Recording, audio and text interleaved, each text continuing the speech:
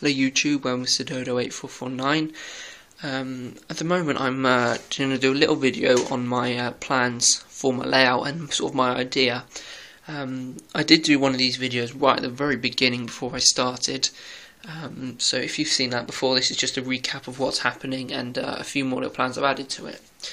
So right from the beginning I decided I wanted to build myself a shelf layout, which is this here, which you can see from there down to there. It's got lots of grass and a full scenic up and all that's all done. My idea was to try and build it as cheaply as possible, and to show people how you can make grass, make bridges, buildings, how you can buy second-hand and fix up, how you can buy kits of plastic kit wagons instead of an already made wagon. A lot of little things like that that will help you save money on building a layout. Now, if you're sort of unemployed, if you haven't got a job, maybe you're still in full-time education, you haven't got a lot of money sort of hanging around to build yourself a layout, I hope these videos will give you ideas of how to do it quite cheaply. Just got three little examples just in this layout of second-hand. This signal here is all I did is took it out of the box it came in and stuck it in the layout, and it works absolutely fine. Nothing to be fixed. Moving on a bit, I've obviously brought this here, which is the top of a wagon, and if I have a look around I will find the bogies for the wagon underneath, and I'll be able to fix that up. So that there is buying second hand and fixing. Finally, making yourself. Now I've built this station myself, and the bridge here all by myself with all the handrails and stuff in there. I've also detailed it all up myself. I'm also building trees. There's a better one here by myself. So yeah, that's sort of what you can do. Now, some things you have that it's more sensible to buy new. For instance, this here is my goods shed. Now, although it's new, it only cost me £3, half price. That's because I did a little bit of looking around on the internet and managed to find quite a good deal. So it's always good if you want a specific thing. Have a look on the internet and see what you can find out. You may be able to find one almost new or something like that. It's a bit cheaper than going to your local model shop and buying a brand new one. Now, the reason I want to save money on the actual building is because I'm planning on buying I think it's about 6 locos I want, varying steam, diesel. For instance, I've got a Painter loco somewhere, a GWR.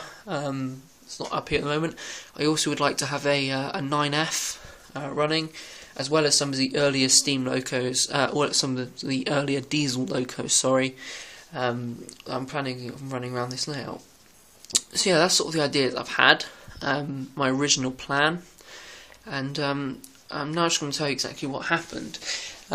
Basically, I was building this, I was coming to the end of my series, and I thought, instead of restarting a new one, maybe in a different gauge or something, I would make the effort to find space and actually expand, which is exactly what I've done here. So I'm just going to give you a quick view of what's happened. Now, if people have been following my channel, they will know exactly what's been happening, and I'd like to thank you for following all my videos and putting up with my ums and ers. Not a very good speaker, just off the top of my head. So yeah. It's what I'll start here actually. I'm actually going to build myself a second radius helix. At the moment it's a first radius and it's far too tight for most steam locos, so there's my second radius track ready to be used. Just pick up one. That's ready to be used. Moving along, after the helix I'm going to have a turntable in here. Now I've brought the turntable, it's actually downstairs and it's a plastic kit which I'm building, and I've got to find some way of making it electrifying the track when it's stuck down. Sidings, then we come to my original shelf layout, round the corner to where we get to here, where I'm going to have another helix coming down underneath, then points just here. That's going to split off into 3 lanes. One of these lanes will come out here, where this is going to be a main station area, and there's going to be a main station area here, a few turnings, train sheds, quite a long layout onto siding onto there. And then another helix, one last small helix round there and back underneath to join this track set back up. There's going to be a single track, big loop, basically. It's going to be running DCC. I've got my Hornby Select controller down there. So yeah, that's my plans, what I thought of to begin with, what's happening at the moment, and where I'm going. At the moment, I'm working on this back corner, so on my next few videos you'll be seeing updates on this. I'm also currently doing a small series on how I'm building my hip.